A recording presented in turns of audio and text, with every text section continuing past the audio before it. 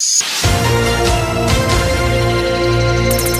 chef de l'État camerounais a reçu en audience le 2 février 2023 un émissaire de son homologue et frère Denis Sassou Nguesso. Le ministre d'État, ministre des Industries minières et de la Géologie du Congo, Pierre Oba, était porteur d'un message écrit de réconfort au président Paul Biya et au peuple camerounais suite au décès du ministre des Mines, de l'Industrie et du Développement technologique, Gabriel Ndondoké. Il a fait question surtout du décès de mon homologue, le ministre Gabriel Dodo. Le président Sassou donc a envoyé un message de condoléances à son frère, le président Biya.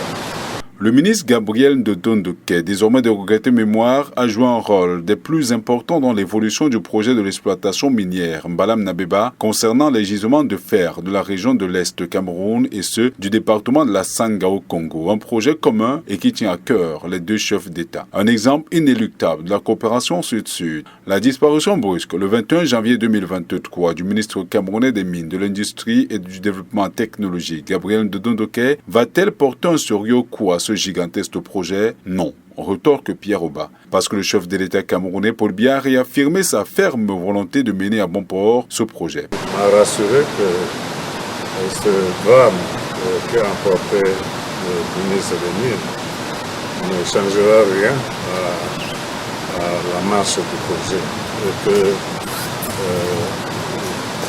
il donnera des instructions pour que nous maintenions le cap parce que ce projet n'aura pas le choix que de le réussir. Donc il a été simplement question de cela et c'était un nouveau privilège pour nous.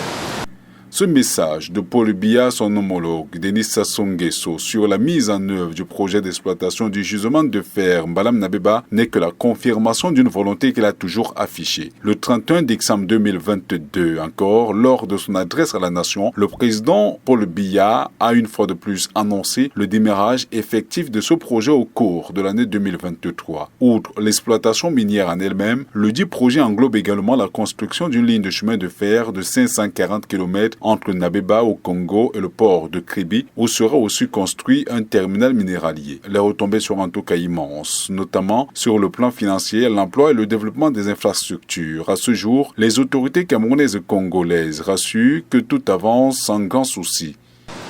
Le projet avance. Nous avons fini toute la partie administrative des accords.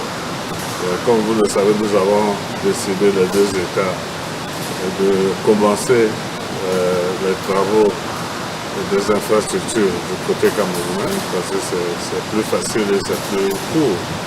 Ensuite, nous allons attaquer le développement de la mine et les travaux sont pratiquement en cours. Et on était gêné un peu avec la politique chinoise en matière de Covid qui a bloqué le pays et comme nos partenaires sont chinois, il nous a été très difficile pendant ces 2-3 dernières années de travailler.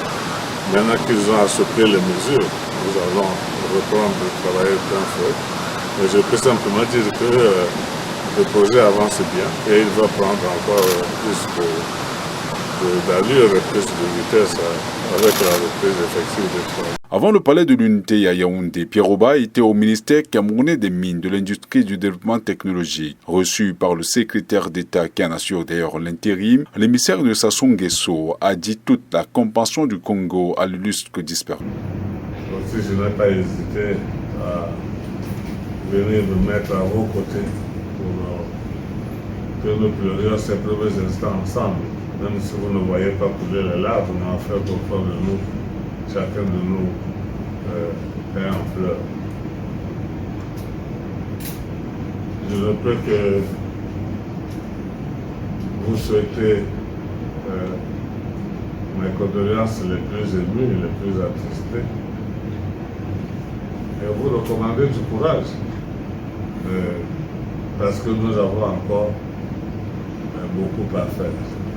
Il s'est par la suite rendu au domicile du feu Gabriel Ndondoké afin d'y apporter le réconfort de son pays à la famille, en particulier à la veuve de l'illustre disparu. C'est en fin de journée qu'il a laissé le Cameroun avec le sentiment d'avoir accompli sa mission.